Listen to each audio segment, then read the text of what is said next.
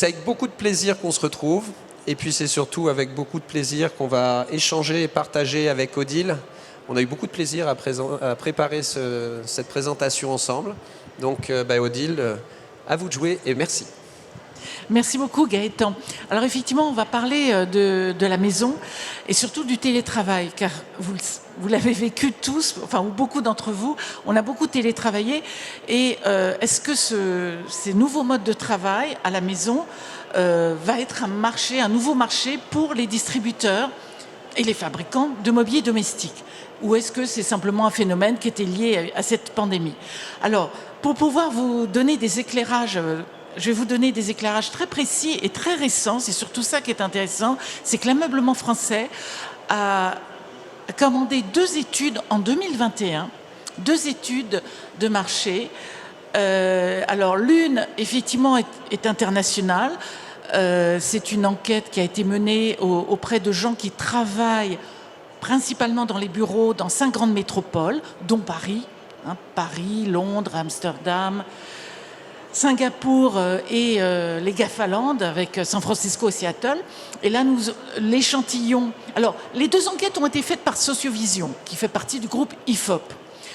L'échantillon de l'enquête internationale, évidemment, s'est focalisé sur les gens qui travaillent principalement au bureau, puisque l'idée, c'était justement de voir si ces modes de vie au bureau étaient en train d'évoluer. Et nous avons donc l'échantillon représente à peu près, pas tout à fait 3000 personnes qui ont été interrogées en janvier et en février 2021. Et la deuxième enquête, toujours Sociovision, a été faite en mars 2021, cette fois-ci auprès d'un échantillon France, uniquement en France, 1000 personnes. Alors c'est vraiment l'échantillon typique selon la méthode des quotas, donc c'était 1000 personnes de 18 ans à 70 ans. Alors là, pas du tout focusé sur le travail, c'était voilà, les Français d'une façon générale. Dans cet échantillon de la France, vous avez aussi bien des gens qui travaillent au bureau que des gens qui travaillent dans le commerce, dans la logistique, etc. Donc attention, il ne va pas falloir comparer les 2 études, puisque forcément les échantillons étaient différents. Mais les 2 sont très intéressants, notamment la dernière sur la maison réinventée, puisque là, on a carrément posé la question aux Français sur comment ils ont travaillé, où ils ont travaillé dans leur maison, dans quelle pièce, s'ils étaient contents, s'ils avaient ce qu'il fallait, s'ils avaient acheté d'une façon temporaire ou pas, enfin bref. Et vous verrez, il y a des attentes fortes pour aménager cette fameuse maison quand on doit télétravailler. Alors la première enquête, je vous l'ai dit, c'est 5 grandes métropoles, a été faite donc en début d'année 2021. Et on a choisi ces 5 métropoles parce qu'elles sont à peu près de taille équivalente, c'est à peu près une dizaine de millions d'habitants. C'est vrai qu'on a longtemps hésité entre une ville de Chine ou Singapour, mais les villes chinoises, on est tout de suite dans des 20 millions. Donc voilà, donc on est resté sur des métropoles qui étaient à peu près identiques et qui avaient la même attractivité économique. Voilà. Alors, tout ça, c'est qu'un tout petit extrait de cette enquête, mais elle est en libre accès sur le site de l'ameublement français ou sur le site Actineo, donc vous pouvez la télécharger. Et là, c'est simplement, j'ai pris quelques éléments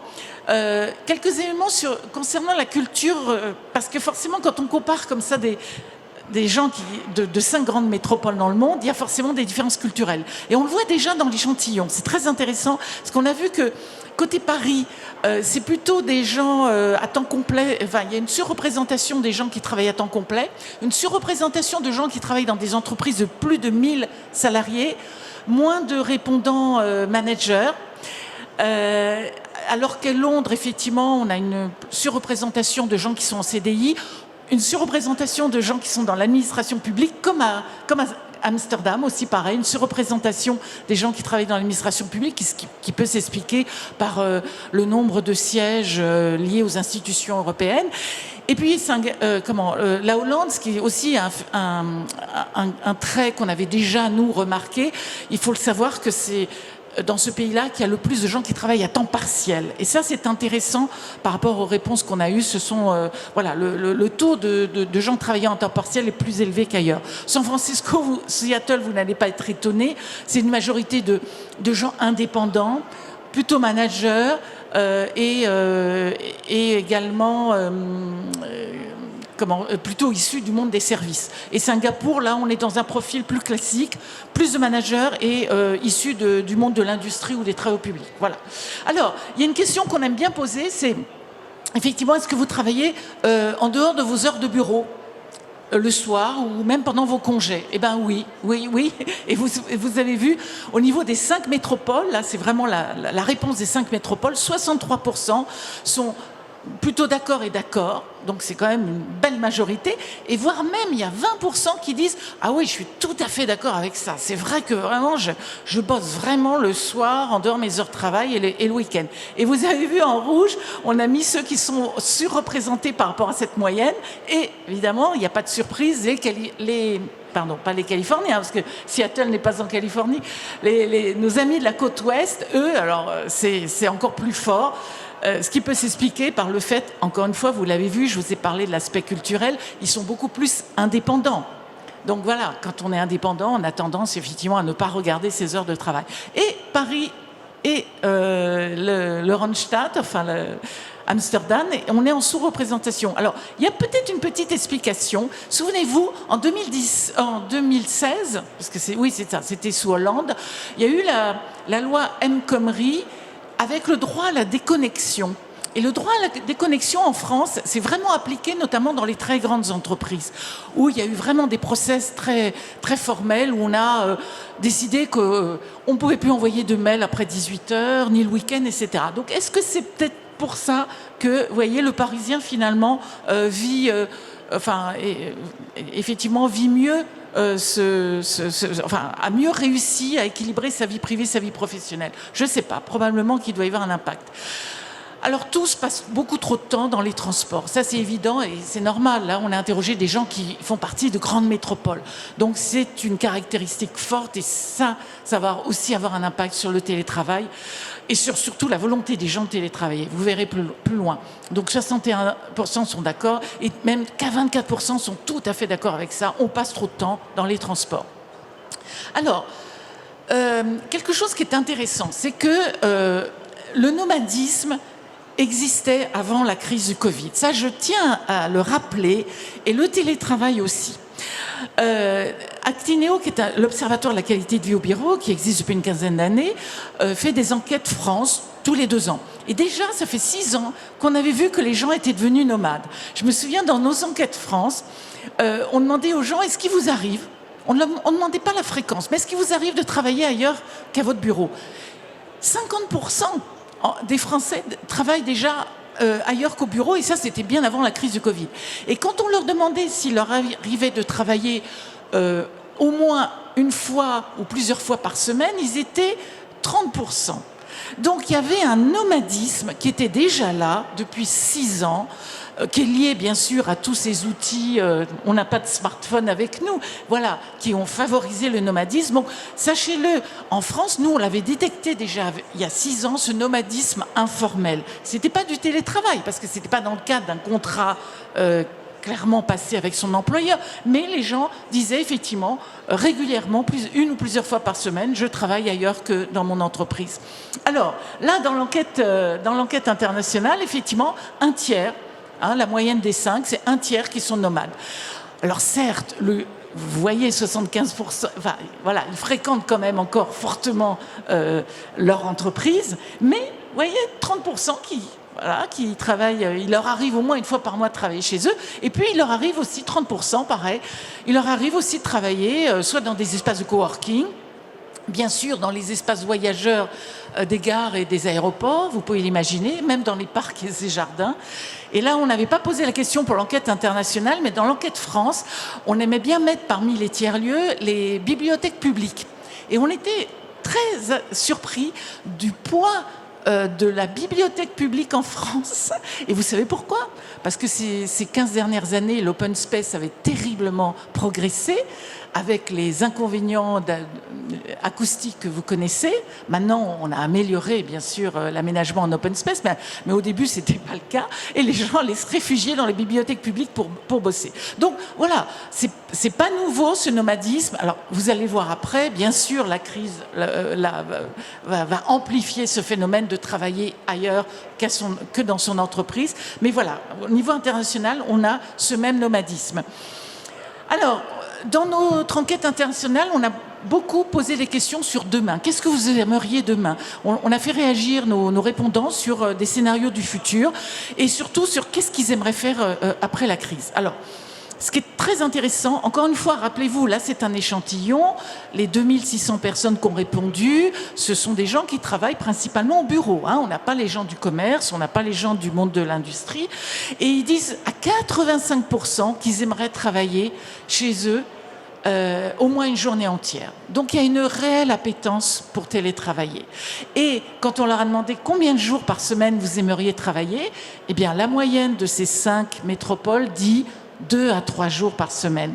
Et c'est cohérent avec ce que vous observez en ce moment en France, puisque vous l'avez vu, tous les accords collectifs de télétravail qui ont été passés là en 2021, on est sur cette moyenne de 2 à 3 jours par semaine. Ça veut dire quoi pour vous qui êtes dans l'univers de l'aménagement de la maison?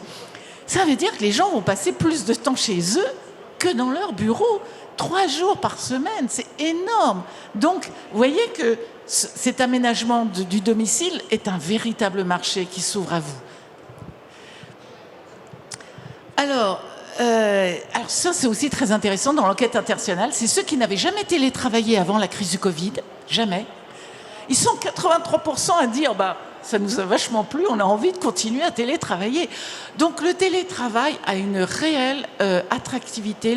Alors on le sait tous, on a tous lu plein de choses pendant la crise sur les limites du télétravail, on est bien d'accord. Mais c'est comme tout, il va y avoir un rééquilibrage, mais clairement, le fait de pouvoir travailler de temps en temps chez soi est réellement voulu et souhaité par les gens. Alors, il n'y a pas que la maison. Et je pense que ça peut être un lieu aussi pour vous qui travaillez, qui aménagez les maisons, c'est d'aménager les tiers-lieux. Parce que finalement, qu'est-ce qu'ils nous ont dit les fameux métropolitains là, de ces 5 grandes métropoles? Finalement, ils sont assez raisonnables. Ils disent, bien sûr qu'on veut continuer à venir travailler au bureau parce que c'est là qu'on partage les mêmes valeurs, les mêmes projets, on est une communauté et ça reste indispensable.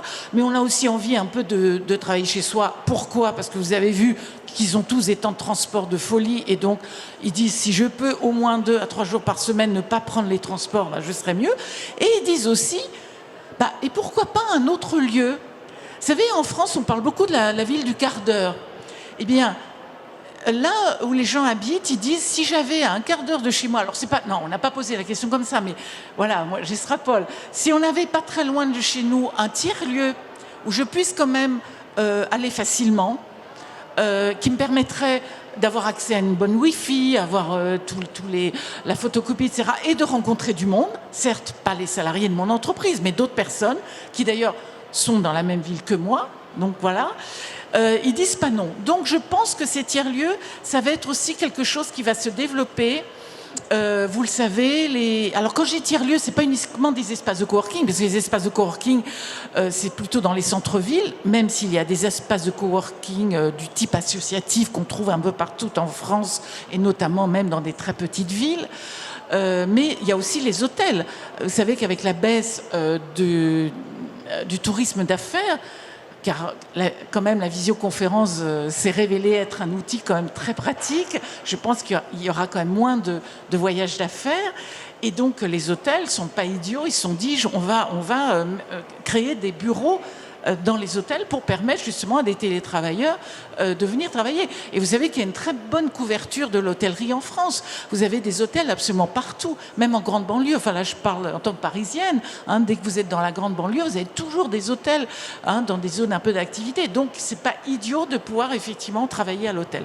Voilà. Donc, vous voyez, ces gens de ces 5 grandes métropoles, finalement, ils sont raisonnables. Ils disent, on veut quand même revenir au bureau, mais on veut aussi profiter de 2 à 3 jours pour pouvoir travailler chez nous ou dans un tiers-lieu. Voilà, un petit équilibre entre les deux. C'est ça. Voilà, mon entreprise, le bureau de proximité, mon domicile.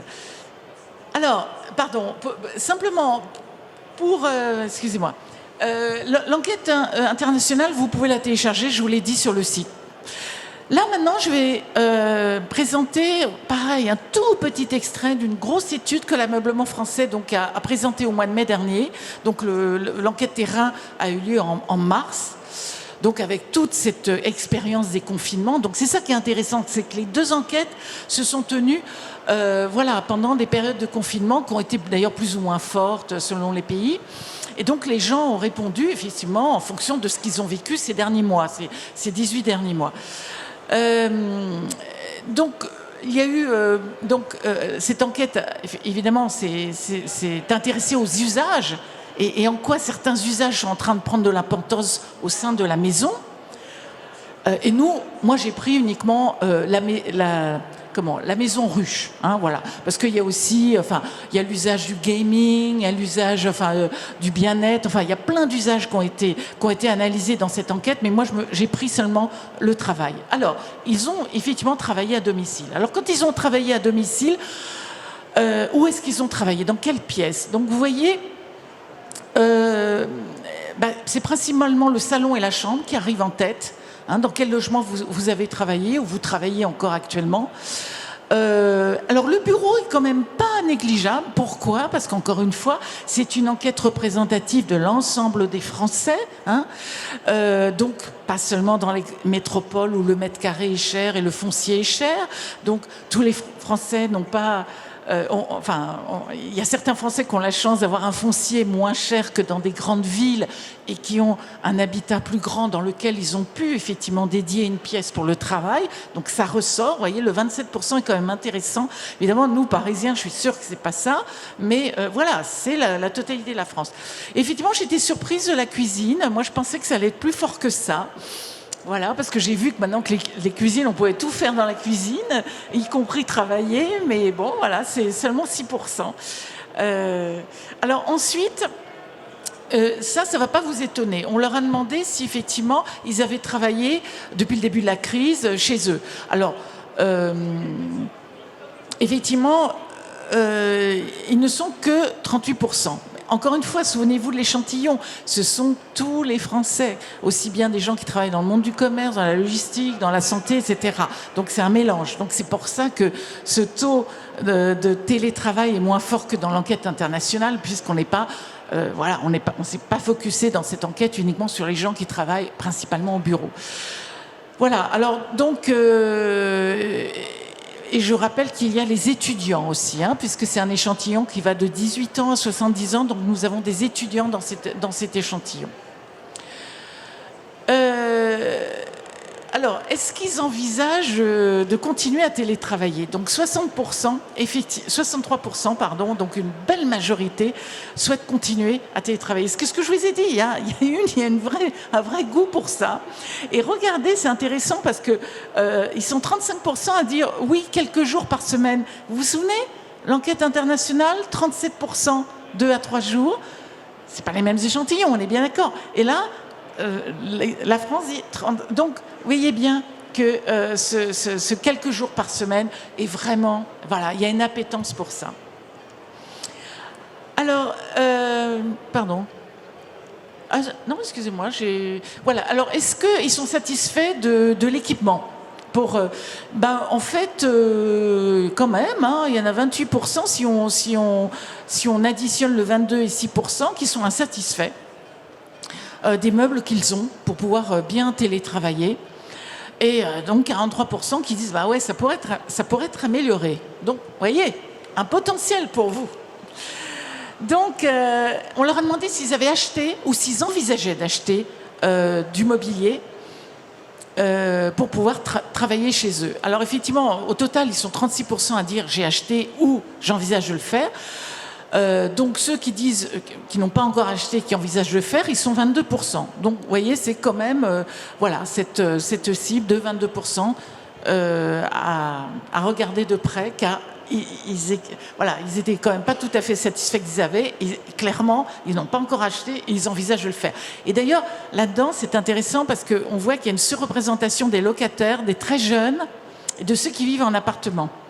Donc ça voudra dire aussi que pour le type de mobilier, ça va être plutôt des mobiliers un peu malins, un peu qui vont pouvoir s'intégrer dans des petits appartements, parce que s'il y a une surreprésentation de jeunes, a priori, il y a des chances que ce soit du petit logement, du locataire. Donc, vous voyez, ça veut dire donc des solutions de meubles, voilà, qui vont se rabattre, qui vont se, voilà. Alors voilà, est-ce qu'ils avaient, quand ils ont acquis des meubles, est-ce que c'était du provisoire? Bon, l'essentiel a dit non, j'ai choisi des meubles pour durer. Hein. Mais il y a quand même un quart de ceux qui se sont quand même équipés dans l'urgence, parce que voilà, il y a eu ces confinements, il a fallu s'équiper dans l'urgence. Un quart quand même de ceux-là disent qu'ils n'ont pas encore trouvé la solution définitive. Donc, vous voyez, encore un potentiel de marché. Hein. Et pour terminer, c'est ma dernière slide, qu'est-ce qu'ils veulent en priorité? Voilà. Alors, donc déjà, ils sont 75%, donc 74% à dire effectivement qu'il leur faut au moins un de ces éléments-là pour pouvoir mieux télétravailler. Donc c'est quand même important. Donc c'est intéressant parce que ça veut dire que les gens ont quand même conscience qu'ils n'ont pas tout à fait ce qu'il faut pour bien télétravailler. On l'a vu d'ailleurs, pendant les confinements, il y a eu une recrudescence des maux de dos et des TMS, parce que beaucoup de gens, malheureusement, ne bénéficiaient pas d'un fauteuil ergonomique, comme on n'a pas là. Là, on est en rappel. Donc, effectivement, ils ont compris que pour bien télétravailler une journée entière, parce que ça aussi, il faut que vous le sachiez, quand les gens télétravaillent une journée chez eux, ils se lèvent beaucoup moins que quand ils sont au bureau. En bureau, on a plein d'occasions de se lever. Hein, pour aller à la photocopieuse, pour aller jeter sa pomme dans les conteneurs maintenant qui sont des conteneurs de tri, qui sont au bout du plateau. Alors que quand on est chez soi, effectivement, on a un peu tendance et là, ça ne pas assez se lever. Et les ergonomes le disent, c'est très très mauvais pour la santé. Bref, le fauteuil ergonomique arrive en tête et c'est normal et ils ont raison.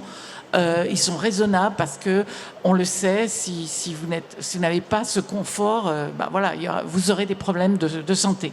Le meuble pour ranger, parce que voilà, où est-ce que je mets tous mes papiers, même si on en a de moins en moins, mais on en a encore. Et puis le matériel informatique. Ensuite, ce qui est intéressant, ce qui arrive après quand même, c'est l'espace, la pièce dédiée. Voilà. Alors, chaise de bureau, je pense que c'est la chaise qui n'est pas ergonomique, c'est une chaise 4 pieds. Bon, je ne vois pas ce que ça peut apporter. Et ce qui est intéressant, c'est qu'effectivement, il y a le bureau classique, mais vous voyez, plus loin, il y a aussi le bureau murable rabattable. Donc, quand on voit dans les slides précédentes que c'est plutôt des jeunes, que c'est plutôt des locataires, et que c'est plutôt des gens de Paris, enfin, ça veut bien dire que ça va être du petit logement. Donc, il va falloir vraiment imaginer ces solutions malignes, gain de place, pour quand même apporter du confort. Et pour le siège ergonomique, je voulais le dire parce que quand j'ai fait un sondage à mon niveau pendant le Covid, auprès de mes amis ou de la famille, je disais, mais t'aurais pas envie d'avoir un siège de bureau, un vrai siège de bureau comme tu as au bureau? Oh, il n'est pas question d'avoir ces sièges moches dans mon salon. Mais je dis, mais tu sais qu'il y a des sièges ergonomiques avec des roulettes qui peuvent être beaux.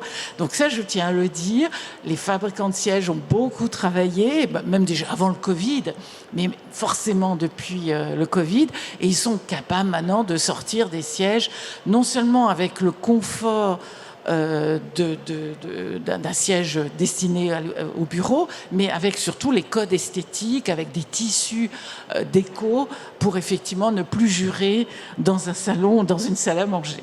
Voilà, écoutez, j'ai terminé et vous pouvez trouver tout ça soit sur le site de Actinio, soit sur le site de l'ameublement.com. Merci de votre attention. Merci beaucoup, Odile.